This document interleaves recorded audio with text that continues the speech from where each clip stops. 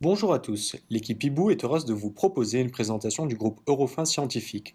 Eurofin est l'un des leaders mondiaux des services de bioanalyse. Commençons tout d'abord par quelques chiffres. Eurofin a été fondé il y a maintenant 30 ans par le docteur Gilles Martin qui est encore aujourd'hui à la tête de la société. Le groupe emploie désormais 27 000 employés dans 39 pays. En 2016, la société a réalisé 2,5 milliards de chiffre d'affaires et en a extrait 160 millions d'euros de résultats nets courants par du groupe. L'entreprise a été introduite en bourse en 1997. Depuis, Eurofin est connu pour avoir été l'une des meilleures performances de la bourse de Paris. Il est important de noter qu'avec 56% des droits de vote, la famille détient la majorité absolue lors des assemblées générales.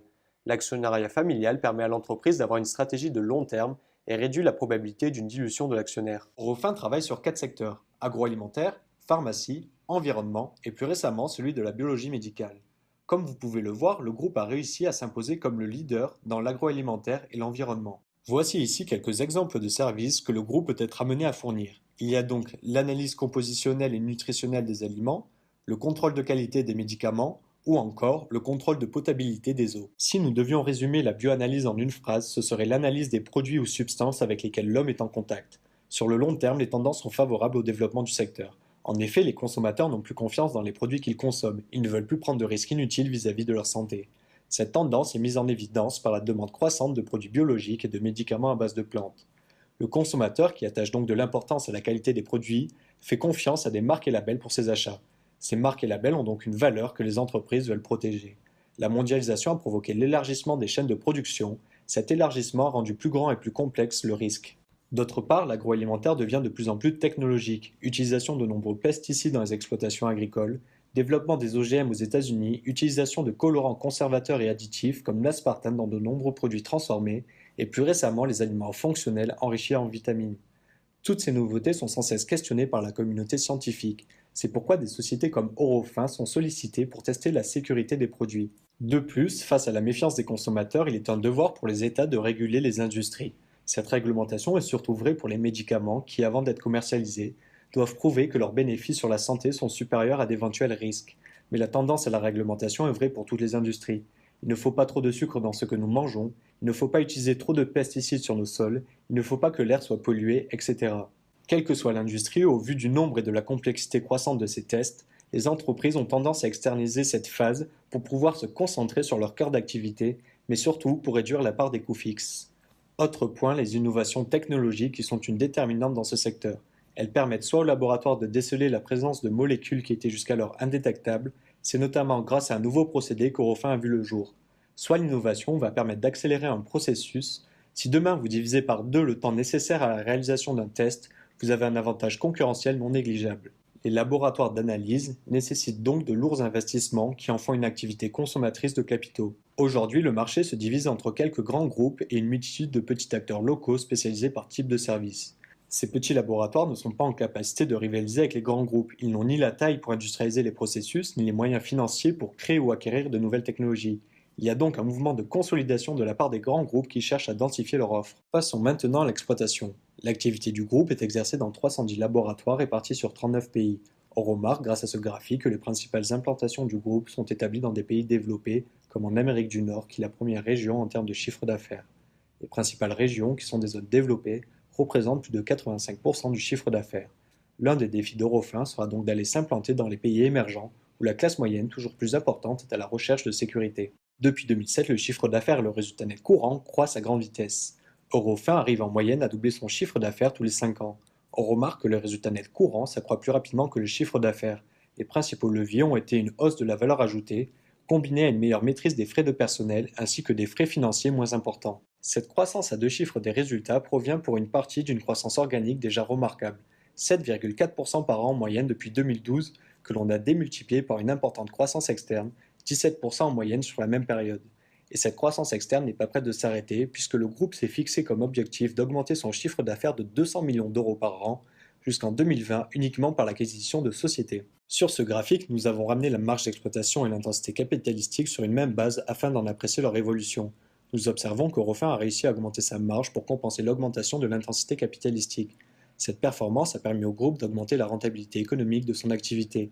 Alors qu'elle n'était que de 20% en 2016, elle s'établit désormais à 23% en 2016. Ce qui nous amène naturellement à la rentabilité des capitaux propres. Avant de commencer, nous souhaitons préciser que l'obligation hybride OBS2AR, assimilable selon les normes comptables en capitaux propres, a été retraitée pour être ajoutée aux dettes d'Eurofin. On peut donc voir ici que par le moyen d'un effet de levier dette nette sur capitaux propres élevé, l'entreprise a joué sur la rentabilité de ses capitaux propres. Après un pic en 2015, Eurofin a réalisé une augmentation de capital en 2016. La rentabilité des capitaux propres, qui notons-le s'est tout de même améliorée entre 2007 et 2016, s'établit aujourd'hui à 19% pour un effet de levier de 1,4. Sur le long terme, Eurofin pourra profiter de son statut d'acteur global pour attirer les multinationales.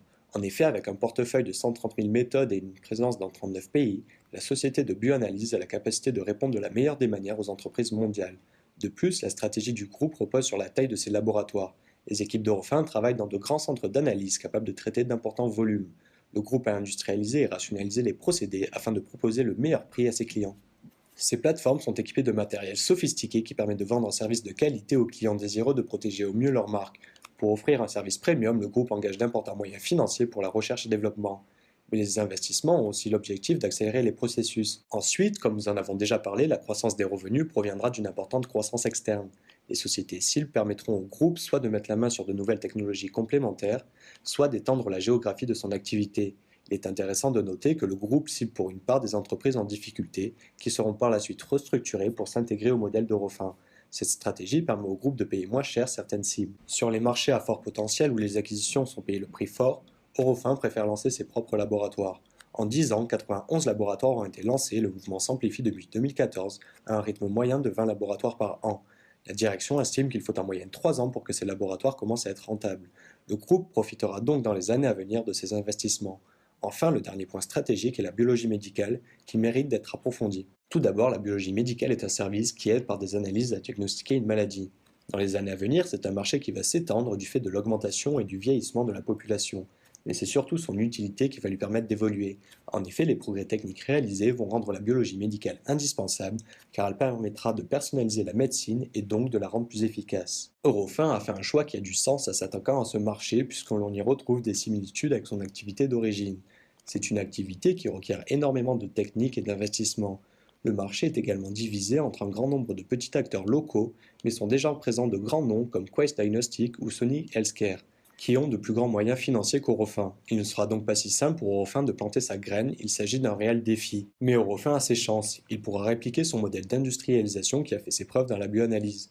Le groupe a également les moyens financiers pour faire l'acquisition de connaissances et méthodes nécessaires, comme il l'a fait en 2015 par le rachat de Biomnis, leader français de la biologie médicale spécialisée. Depuis son introduction en 1997, Eurofin était l'une des meilleures performances de la bourse de Paris avec une croissance annuelle moyenne de son cours de bourse de 33%, soit environ 22 000% de plus-value en seulement 20 ans. En tant qu'entreprise de croissance, Eurofin ne distribue pas une part importante de ses résultats. Au titre de l'exercice 2016, l'entreprise distribuera 2 euros par action, soit 0,5% de rendement par rapport au cours enregistré fin 2016. Au vu de la vitesse de croissance des résultats, le titre s'échange avec un multiple des bénéfices élevé. Mais comme ce graphique en atteste, le titre a toujours été entre guillemets cher. Sur l'année 2016, le PER était en moyenne de 35. En résumé, l'activité est peu cyclique, les tendances à long terme sont favorables. Eurofin aura deux défis. Le premier sera de s'implanter dans les pays émergents, le second sera de développer l'activité de biologie médicale.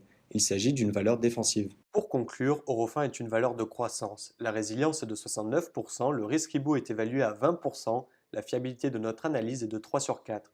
Merci d'avoir suivi cette présentation d'Eurofin scientifique. Si vous désirez retrouver plus d'informations sur le groupe, n'hésitez pas à consulter sa fiche sur notre site www.hibou.expert.